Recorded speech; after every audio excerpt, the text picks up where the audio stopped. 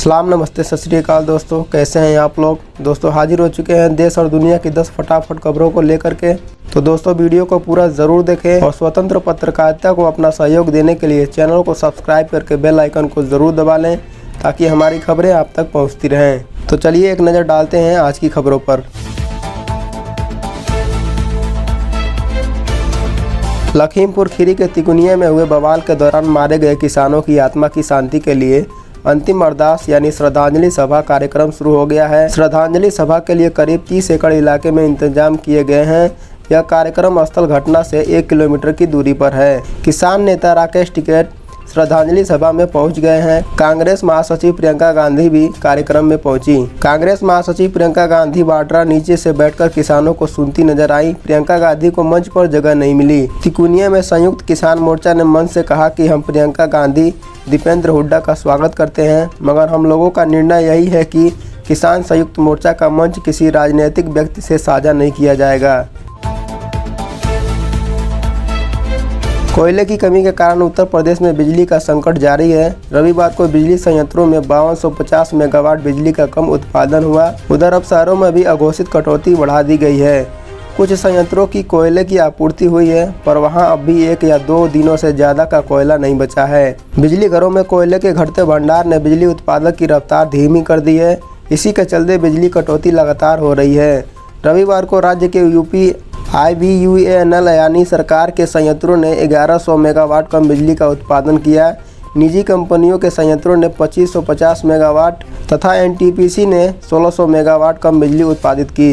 गांव और तहसील मुख्यालयों पर भी कटौती जारी है। उत्तर प्रदेश के देवरिया जिले में बरहज थाना क्षेत्र के पैना गांव में मंगलवार को सुबह सरयू में स्नान के दौरान 4 युवक डूब गए। इसमें ग्रामीणों ने 1 को बचा लिया जबकि 3 लापता है। 4 युवकों के डूबने की खबर आग की तरफ फैल गई है, जिससे इलाके में हड़कंप मच गया है। स्थानीय लोगों की सूचना पर पुलिस और अधिकारी मौके पर पहुंच गए। बचाए गए युवक को अस्पताल ले जाया गया, जहाँ चिकित्सकों ने हालात नाजुक देखकर जिला अस्पताल रेफर कर दिया। लखीमपुर खीरी के तिकुनिया कांड में जेल भेजे गए हत्यारोपी आशीष मिश्र मोनू की डिमांड पुलिस ने ले ली है। CJM चिंताराम लखीमपुर खीरी ने सोमवार को पेशी के बाद केंद्रीय मंत्री अजय कुमार मिश्र के पुत्र आशीष की 3 दिन की रिमांड मंजूरी की थी। सोमवार को अर्जी पर सुनवाई के बाद मंगलवार से गुरुवार सुबह 10 बजे तक के लिए रिमांड दी गई है। पुलिस लखीमपुर खीरी जिला कारागार से आशीष मिश्र को रिमांड पर लेकर पुलिस लाइन स्थित क्राइम ब्रांच के कार्यालय में पहुंची है। इसी कार्यालय में आशीष मिश्र को शनिवार को क्राइम ब्रांच की टीम ने 12 घंटे की पूछताछ के बाद गिरफ्तार किया था। बता दें कि पुलिस ने रिमांड 15 अक्टूबर सुबह 10 बजे तक के लिए ले ली है। इस अवधि में किसी हाल में 3rd डिग्री का इस्तेमाल न करने की हिदायत दी गई है। विजय यात्रा से चुनावी शंखनाद करने के लिए अखिलेश यादव मंगलवार को कानपुर पहुंचे। कानपुर के जाजमऊ चुंगी में समाजवादी पार्टी के राष्ट्रीय अध्यक्ष अखिलेश यादव के स्वागत के लिए मंगलवार सुबह से ही सपाइयों ने डेरा डाल दिया। वह हाथों में अखिलेश की तस्वीर, गुब्बारे और ढोल लेकर पहुंचे।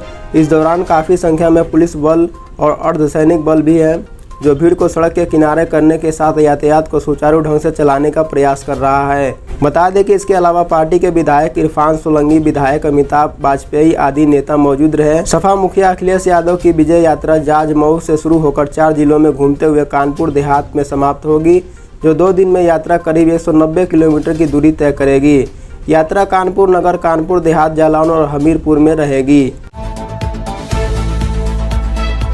देश इन दिनों कोयले की कमी के संकट से जूझ रहा है। इस कारण से कई हिस्सों में बिजली की कटौती भी की जा रही है। प्रधानमंत्री नरेंद्र मोदी बिजली संकट की आशंकाओं पर एक समीक्षा बैठक करने जा रहे हैं।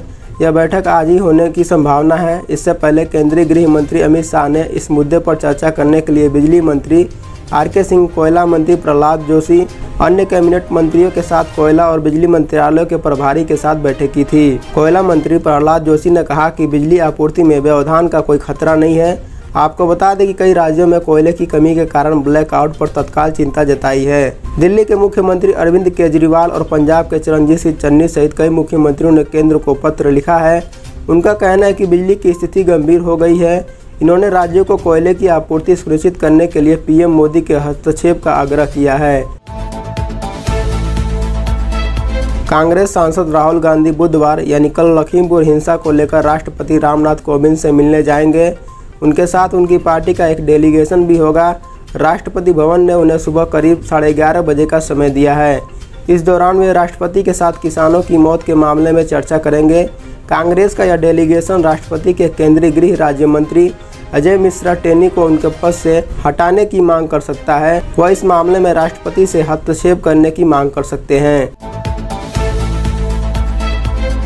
आज घरेलू बाजार में सोने की वायदा कीमत में मामूली बढ़त आई। एनसीएक्स पर सोना वायदा 47,137 रुपये प्रति 10 ग्राम पर पहुंच गया। वहीं चांदी की वायदा कीमत 61,724 रुपये प्रति किलोग्राम पर सपाट रही। पीली धातु पिछले साल के उच्चतम स्तर 56,200 रुपये प्रति 10 ग्राम से अब भी 9,063 रुपये नीचे है। घरेलू डीलरों को उम्मीद है कि इस त्योहारी सीजन में और ग्राहक आएंगे। अगस्त में सोने के अधिक आयात के बावजूद भारत में सोने की भौतिक मांग कमजोर रही। सितंबर के 45,700 रुपये के स्तर के मुकाबले सोने की कीमत ऊपर है। कोरोना की 2 लहरों और लंबे लॉकडाउन झेलने के बाद लोग अब खूब यात्रा कर रहे हैं, पर शायद व्यवस्थाएं पूरी तरह तैयार नहीं है। हवाई अड्डों पर लंबी कतारें लग रही हैं। मंगलवार सुबह दिल्ली के T3 पर सुरक्षा जांच के लिए बहुत लंबी कतारें देखी गई। सुरक्षा जांच पूरी करने के लिए 1 घंटे तक का समय लग गया। इस दौरान जिनका बोर्डिंग का समय हो रहा था, उनकी बेचैनी बढ़ने के साथ ही उनकी सुरक्षा कर्मियों से बहस भी होती रही। स्थिति ये हो गई कि कई यात्रियों ने दौड़ते हुए अपनी फ्लाइट पकड़ी। ये तब है जब अभी पूरी फ्लाइट शुरू भी नहीं हुई है। राजधानी दिल्ली में प्रदूषण के खिलाफ जारी जंग में रेड लाइट ऑन गाड़ी और फिर से शुरू होगा। मुख्यमंत्री अरविंद केजरीवाल ने मंगलवार को कहा कि हमने इस पहल को पिछले साल शुरू की थी, अब इस पहल को फिर से 18 अक्टूबर से शुरू करने जा रहे हैं। सीएम केजरीवाल ने कहा कि जैसे ही आप रेड सिग्नल पर रुकते हैं, अपने वाहन के इंजन को बंद कर दें। आप आज से ही शुरू कर सकते हैं। हालांकि इसे औपचारिक रूप से 18 तारीख को लॉन्च किया जाएगा।